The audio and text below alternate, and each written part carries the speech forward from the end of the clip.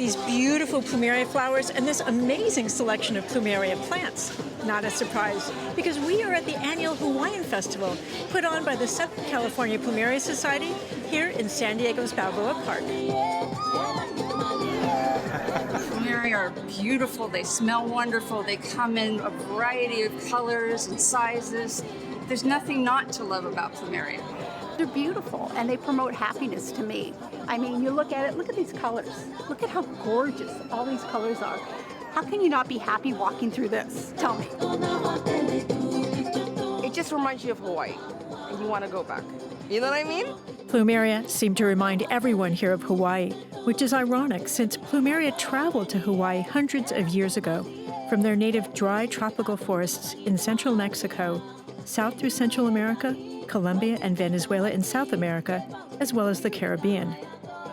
Long ago, traders taken by the beautiful, fragrant Plumeria flowers spread them throughout the warm, tropical and subtropical regions of the world, including Hawaii, Australia, India, Asia, and here to California. Plumeria are easy to grow and need far less water than most people think. In fact, these trees and shrubs are well suited to Southern California's frost-free gardens. I love leis. These petal necklaces made with plumerias and other flowers. I always wondered how they were made. We'll see more, along with plumeria plants, their varieties, their lore, their fragrance, and how to grow them in our gardens today on A Growing Passion.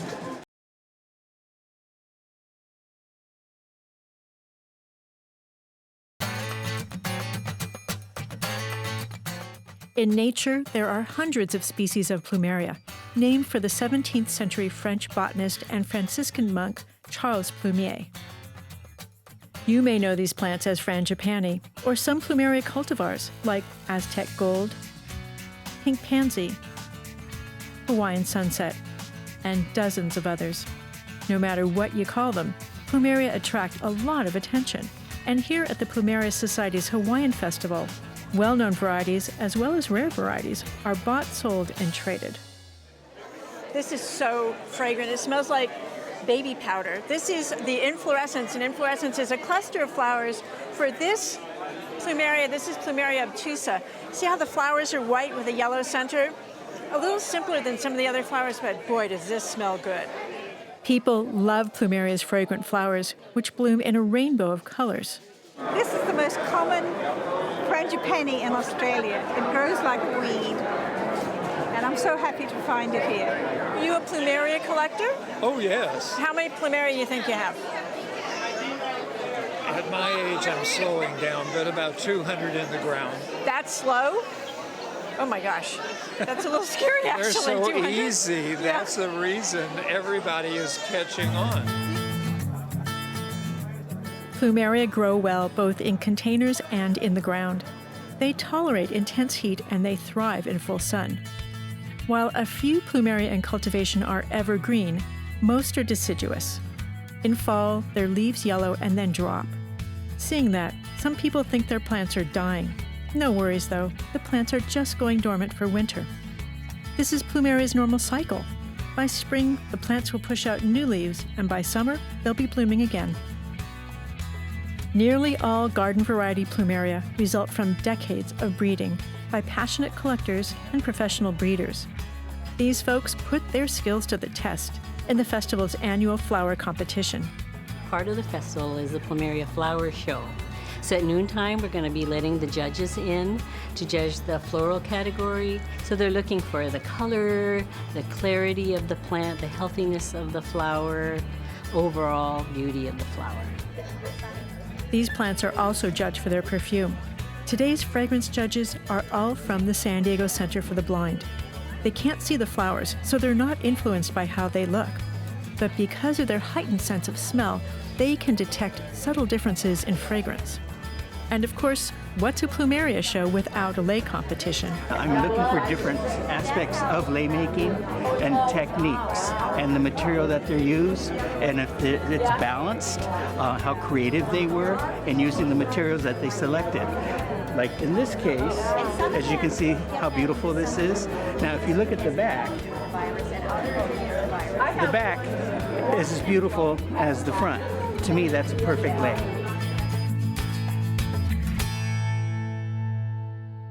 So what we do is we put the needle through the front of the flower. Right in the trumpet, right in the center of it. And then it goes all the way down to the knot and it stops.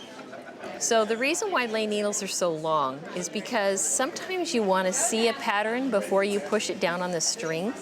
Look, Mom, I'm making a lei. Now, the way you wear a lei is you always have the flowers going up on the left side where our heart is. Because we want everyone to know our heart is open for new things. Oh, that's lovely. Aloha.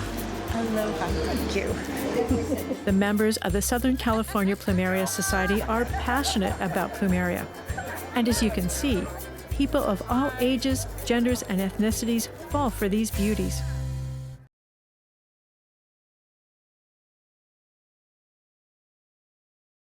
Hi, Nan. Welcome to our Hobby Gone Wild. Wow.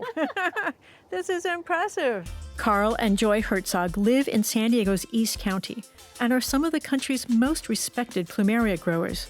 Thanks to their decades of dedication, they've amassed one of the largest plumeria collections in all of Southern California. How much space do you have? We have 2 acres actually up the hill. Really? Yeah. And all of it's in plumerias, it looks like. Well, you can see. It's hard to see anything beyond the plumerias. The Herzogs have grown plumeria for 35 years, many of them right here on this hot, sunny hillside. With so many different plumeria all growing together, the plants make natural crosses, which lead to new plumeria varieties. We're going to go up the hill. I'm going to grab my basket and we'll get some flowers. There's a mystery to how each seedling will grow. Its size, the color of its flowers, their fragrance. It's all part of the fun. What is this one? This is California Sally. It's beautiful. So Carl, did you start this from a seed? No, this was a cutting off of our big plant that we have up top.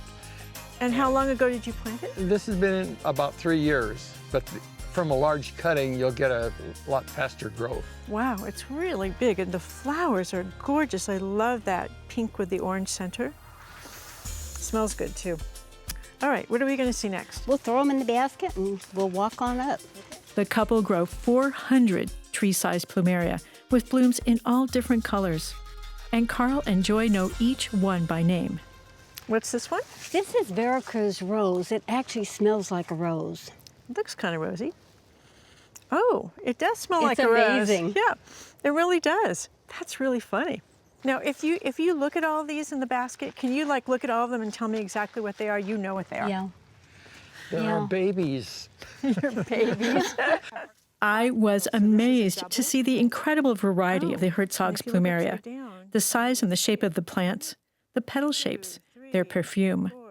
The Herzog's Grove started the way many collectors discover plumeria, with a trip to Hawaii. We went to Hawaii and we stayed at a condo, and out there were these beautiful plumerias which we didn't know much about, and the gardener out there said, "Do you want a cutting? Would you like a piece?" And we went, "Well, yeah." They brought the cutting home and they were hooked. The couple met other passionate growers, and soon they helped form the club that became the Southern California Plumeria Society. The society is a resource for information about growing plumeria. Its members buy, sell, and trade cuttings and seeds. In this grove, the Herzogs hone their craft as they've discovered and grown dozens of new varieties they've shared with the plumeria community. This is a seedling of ours that's called Autumn Sunrise, really neat. And this one is Intense Rainbow. You can see, you can pick any of them, man. This one is Autumn Sunrise. This is one of our registered ones. We just registered that last year. What does it mean to register a plumeria, Carl? That means it's on file with the PSA, the Plumeria Society of America in Texas. And what's the information they have? They have all the names, the pictures, and the data on the plant as far as the leaf shapes and the flower shapes and the growth habit of the plant. And all it does is put your name on a piece of paper. I'm admiring all this decomposed granite soil, Carl. Is that the key to growing It really plumeria? is, because it has the right pH, about 6.5, and it drains well, and they just love it. It's just perfect conditions for them. And do you get a frost here? We don't get any frost. We get a little bit, very light frost every once in a while. So that sounds like ideal plumeria conditions.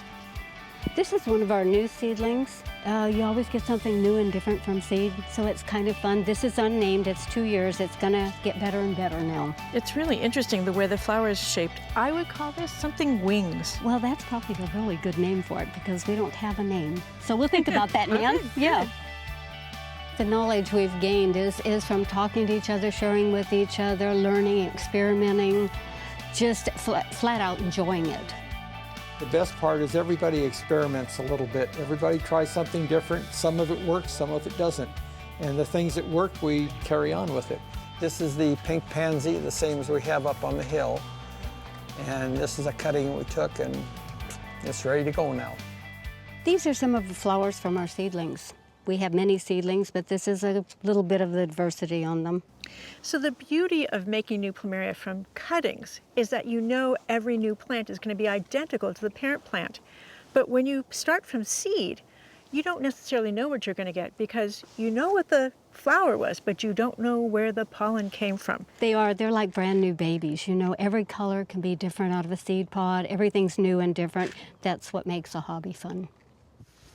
Oh, I see we're back to the beginning. Yes, we are. This is a joy tree. This is a joy tree. It's a seedling. It has great fragrance. It's pink. When it heats up, it goes back to white. He actually named it, but you know what? I loved it because of the fragrance. I said, put it by the door. It's wonderful, yeah. So now you are immortalized by a Plumeria tree. Absolutely.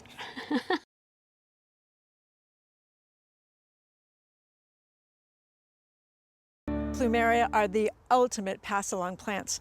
They're not so easy to find in nurseries, so often people get them from friends, or they trade cuttings, or they buy them from specialty growers. And often one plant leads to 3, leads to 10, leads to a lifelong obsession. Mike and Stacy Atkinson are another pair of husband-wife Plumeria lovers. They grow more than 250 varieties of Plumeria on their property in La Mesa, California. I tell people I feed them and she talks to them. So she's the one that throws the love on, and I take care of them.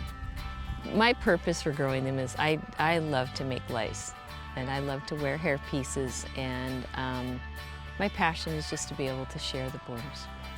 You know, it's amazing to share a hobby. It really is. To be able to love the same people and not have separate worlds, and we've combined our worlds, it just makes life sweet.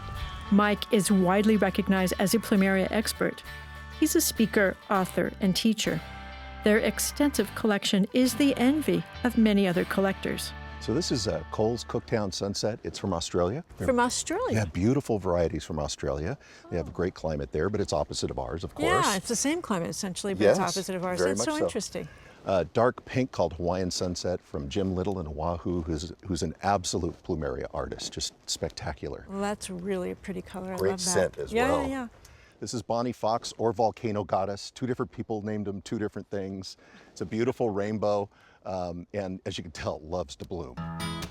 Many of the rarer varieties that Mike and Stacy grow are not available in nurseries. So in order to share them, they had to learn to propagate. The quickest way to make a new Plumeria plant is by taking a cutting. This makes the new plant identical to its mother plant. Mike selects a healthy branch and uses a sterilized blade to cut through the soft wood. He makes a clean and even cut, then dips the cut end into powdered sulfur. That stops the flow of sap and acts as a fungicide so the cut end doesn't rot. Mike cuts away all the leftover flowers and leaves so the cutting will put its energy into making new roots. Next, he heads to the potting bench. So this is a pot with nice light soil. Push it in 1.5 inches, 2 inches, tamp it down, put a stake in there, tie it up just to make it stable, and you're going to give it 1 good drench water. And then how long till it roots? Usually about 2 months, and so you don't water it again until leaves come out. It'll get really dry, but it's still humid in there enough to make it root. And when the leaves come out, then you can start watering it again. And you put it in a place where it gets heat but not sun. That's while it's rooting. Right, it does not need sun. So where would I put it, like under the shade? Yeah, a filtered patio, a garage even, something like that. And then once the leaves start coming out, you can water it more. acclimate it to the sun, put it out in morning sun, that type of thing. So that's how you do cuttings. Yes. And then what about the next one? So grafting is, you start with a plant, you take the top of it off, and then you do the cut, and you put a cutting, you take it and you cut it to your cut, which is a V cut in this case. You wrap them together, right? That's right. I just use electrical tape and zip ties to keep it real tight. And within about 4 weeks, typically, you'll start seeing leaves coming out. So that means that the wound is healed and Yes. it's one plant. It's grafted, right. Now, this bottom plant will not affect this in terms of the color of the bloom, but it's an instant plant with its root system. So in both of these situations, you're taking a plant you know and making a plant you know. They're clones, Exactly. essentially. Yep, exactly. And what about when you start with the flower? Well, when you start with a flower, it's going to get pollinated by, usually here, by some type of bug. And then? You get this pod, and it'll be on there for 8 to 10 months to develop, and then it will open up, and you get your seeds, you pull them off. They look like scales. Yeah, right. And you put them in a tray or wherever, a pot, and grow them. Just cover them up, and in 1 to 2 weeks, you'll start to see little seedlings coming up. Wow, so that's what all these are, right? That's right. These are seedlings that have been in here a month or so, and this is a peat pod that I've grown them in, so I can take this now and just put it in a pot or in the ground. These are all siblings, right? They're siblings, but they all have, like our children, they have completely unique DNA. It's a brand new variety. Right, so each one is different from the other. That's right. You have no idea. You could be all the way from, this is a white one, this is rainbow, that's a dark red. That's exciting, actually. It's very exciting. Plumeria were very popular in the Polynesian fad of the 1950s and 60s. Today, they're back on the radar, thanks to their drought tolerance and their adaptability to Southern California's arid Mediterranean climate. Mike, I'd like to be using more Plumeria in my water-wise garden designs, but I want to make sure I'm growing them right. Tell me what they need. You know, they need full sun. 6 hours or more a day is perfect for them. And water, very little water, drench water, leave it till it's dry, then water it again. That's generally about a week, every week, and then none in the winter. And what about soil? Soil, you want a really fast draining soil, so like a cactus soil works great because it just drains as soon as you water it. And they don't like to sit in water, they don't like wet feet. So do I have to fertilize Plumeria in the ground? In the ground, it's not as important. You can, the newer ones you put in the ground, but really in containers, it's critical because when you're watering, you're flushing all the nutrients out. And so you have to do a regular feeding to replenish those nutrients for the plant because it's not going to bloom if it doesn't have nutrients. Oh, so if they don't bloom, it's because they're not being fed enough. Most likely. Plumeria grow as a shrub or a small tree. From Mother's Day through Thanksgiving, they bloom in colors from pure white to hot tropical shades of deep red, pale yellow, orange, pink, and every shade in between. It's no wonder that Plumeria lovers aren't satisfied with growing just one. More than 30 years ago, the owners of this beautiful home traveled to the South Pacific for their honeymoon. There they fell in love with the tropical plants and the tropical gardens. So when they had the chance to create their own garden, they decided to make it tropical. They planted plumerias and palms, and they decided to push the envelope with some plants not often seen in Southern California. Here's an unusual plant for Southern California. It's a traveler's palm, related to bird of paradise and typically found in tropical climates. This huge plant is perfectly sited next to this broad stucco wall with its reflective heat. In the nearby understory are some magnificent heliconia, another tropical plant that fits perfectly in this garden. These tropical and subtropical plants need more water than Plumeria, so they're grouped together in one area of the garden, while the Plumeria are grouped with bougainvillea, cycad, and bird of paradise. All tropical looking, but low-water plants that are common in Southern California gardens. Notice how they're placed in the sunniest, warmest spots in the yard? Full sun and reflected heat from the house protect these plants from winter cold. That added heat makes the color of their flowers even more intense. Plumeria can grow up to 18 feet tall and as wide, so they need plenty of space. If you want a tropical-looking garden but you don't want to use much water, Plumeria are the perfect choice. How do Plumeria do in more xeric landscapes? We visited a Long Beach, California garden created by designer Shirley Cost. Designed this garden as a very dry easement that we had to work with. So we added mostly succulents, and after we did the underplanting of succulents, I decided to put in a plumeria in both of the gardens. It adds real height to the area, adds extra color, and more structure to the area too. Shirley had a very narrow space to work with on a busy street in a coastal urban neighborhood. In this garden, she featured a plumeria as the focal point. It helps create privacy from the street traffic and adds color and interest to the landscape. It even attracts hummingbirds. Olive trees, euphorbia, agave, and plumeria. It's a great mix of plants that all do well in this dry, exposed strip. I would highly recommend, if you were doing a low water use design, to add a plumeria for a tree. It's very easy maintenance. The water usage is the same as most of the succulents that you see here. And it really is an outstanding feature in the gardens.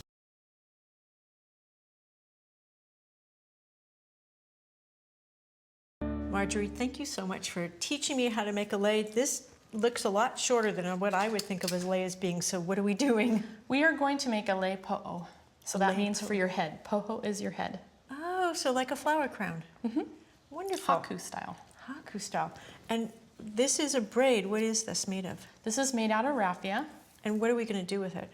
We are going to use it as the base for our flowers.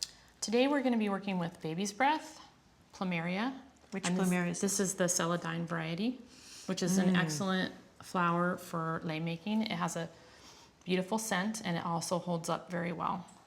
And what are these? And then we have little filler flowers that are asters. Asters, purple and white asters. And then over here we have the leather fern, which is also very durable in a lei. So the first thing we're gonna do is lay down some leather fern. And then I like to wrap around this way. You can go either direction, it makes no difference, it's just whatever you're comfortable with. Okay. So what next? So the next thing I'm gonna do is I'm gonna go ahead and take some baby's breath. And then that goes on top of the leaf? So we're just constantly laying the materials on top of the base that we've created with the raffia. And then you just want to pick out the flower that appeals to you. It's sort of like a little mini bouquet, like a little nosegay. Right? So where does the tradition of making leis come from? Is this like an ancient tradition? It is an ancient tradition, yes. In ancient times, your head is considered sacred. Yeah. So a person would not come and put a lei over your head to present it to you. That would be considered rude. Oh, really? And get you in huge trouble with the chief if you raised your hands above his head. So those airline commercials where people get out, start walking down the gangplank and a young woman comes and puts lei over their head, that's not real. That, I believe, started when the boats started bringing the tourists to Hawaii. So this is interesting. This is what I think is interesting about this. We're dealing with 3 very different textures. This is kind of the background. This is leathery and kind of the base of the design. This is the focus. And then the baby's breath are just sort of the light decor. Because if you didn't have that in there, it wouldn't look nearly as interesting. But those 3 textures together are really what make it. So when you are done with your lei, it is important to respect the materials and the flowers that you use to make it. And it is a special adornment. It has meaning and love and aloha in it. So you don't ever want to throw it in the trash. That would be disrespectful. Tradition is to take the lei back to where the materials came from, the flora and fauna, but we often aren't able to do that. So in my case, I have a place at my house in my yard and I just stack them up and I just let them go back to the earth. Yours is so much neater and prettier than mine. I think you did a beautiful job. Thank you, Aloha. Marjorie. Beautiful. Plumeria are easy to grow in pots or directly in the ground, in full sun in a frost-free garden. Use them as a foliage background in a large garden or as the garden canopy in a smaller area. Their flowers can decorate your table or yourself. And their fragrance is heavenly. It's like I can't get enough of it. No wonder so many people fall under their spell. This one has my name written all over it. I'm Nan Sterman. See you next time on A Growing Passion. Aloha!